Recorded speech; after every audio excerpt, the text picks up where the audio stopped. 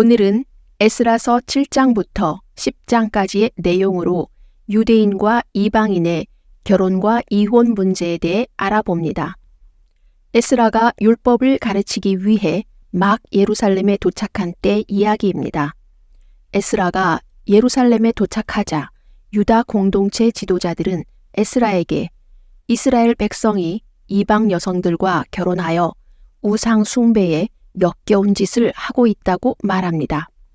이 말을 들은 에스라는 하나님의 전에서 개탄하며 울면서 죄를 고백하는 기도를 하자 이스라엘 백성들도 그를 따라서 크게 슬퍼하며 통곡합니다.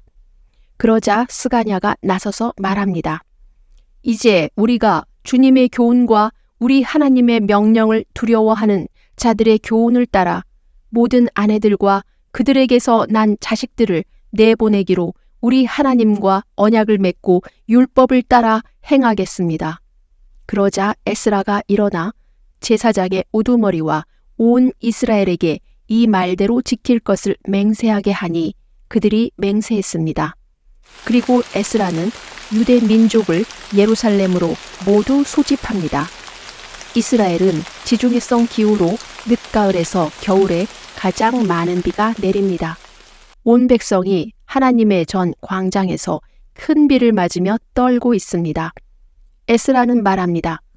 이제 너희는 여호와 너희 조상의 하나님께 죄를 자백하고 그분의 뜻대로 하여 이 땅의 백성들과 이방 여자들에게서 갈라서라. 회중이 큰 소리로 말합니다.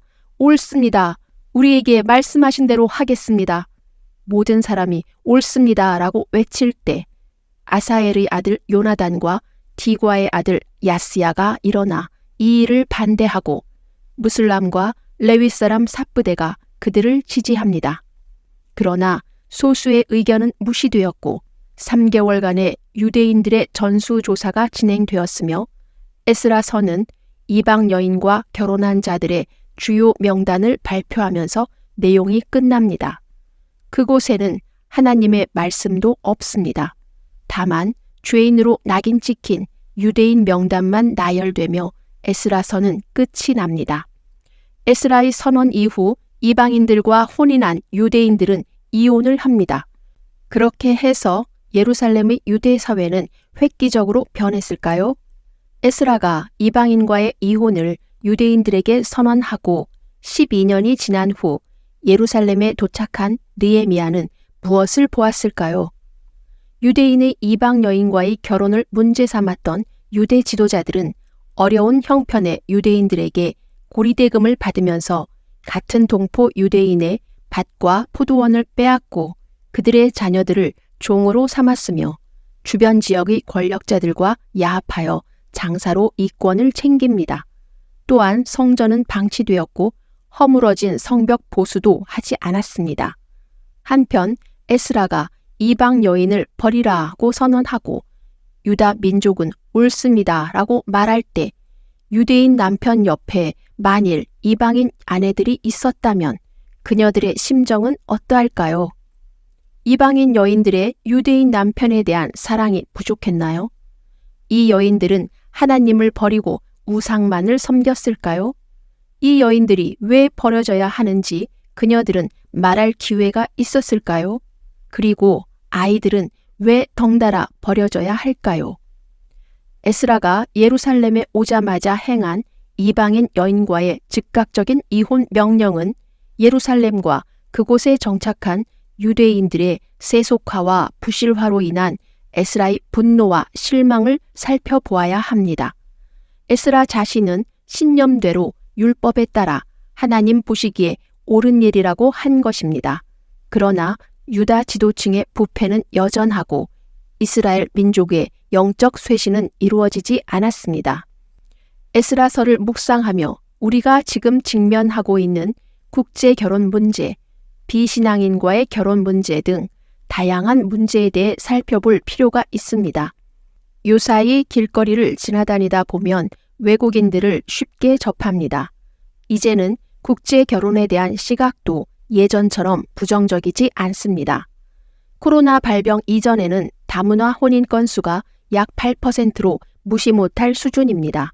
그리고 국제화의 가속화로 이 비율은 더 올라갈 확률이 높습니다. 또한 다문화 출생아 비율도 5% 중반대입니다. 이제 다문화 혼인은 10쌍 중에 1쌍이 나오지만 과거와 달리 다문화 이혼율은 지속적으로 감소하고 있습니다. 한국도 다문화가 급속히 진행되어 그리 멀지 않은 어느 날 우리도 다문화 가정에서 성장한 한국인들을 일상에서 쉽게 접할 것입니다. 느헤미야가 이방인과 결혼한 유대인의 자녀들을 조사하니 자녀의 절반이 유다말을 몰랐다고 합니다. 마찬가지로 한국의 다문화 가정의 가장 큰 문제도 언어 문제입니다. 교회 또는 사랑하는 성도분들이 뜻을 모아 다문화 가정의 배우자와 자녀들에게 하나님의 말씀을 한국어 교육과 함께 할 수 있기를 기도합니다. 한편 다문화 가정에 대한 우리의 지속적인 편견과 다문화 가정의 자녀들이 외국인 모계 문화의 영향에 의한 정체성의 혼동도 큰 문제입니다. 이 또한 우리들이 다문화 가정에 대한 따뜻한 시선과 한국에 거주하는 외국인 배우자들에게 적극적으로 하나님의 말씀을 알린다면 이 또한 큰 은사로 나타날 것입니다. 유다 왕국의 자랑스러운 다유당조 족보에도 가나안 여인과 모압 여인이 나옵니다. 가나안 여인 다말이나 라합, 그리고 모압 여인 룻은 이방 여인들이었지만 예수 그리스도의 계보에 있는 여인들입니다. 우리 다문화 가정에서도 하나님의 사랑을 강력하게 전파할 아이들이 성장하기를 기도합니다.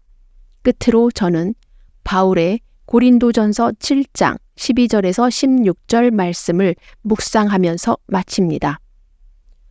어떤 형제에게 믿지 않는 아내가 있는데 남편과 함께 살기를 원한다면 그 여자를 버리지 마라.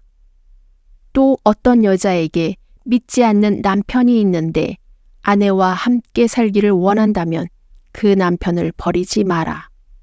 믿지 않는 남편이 그 아내를 통하여 거룩하게 되고 믿지 않는 아내가 그 남편을 통하여 거룩하게 된다. 아내된 이여, 네가 남편을 구원할지 어떻게 알겠느냐?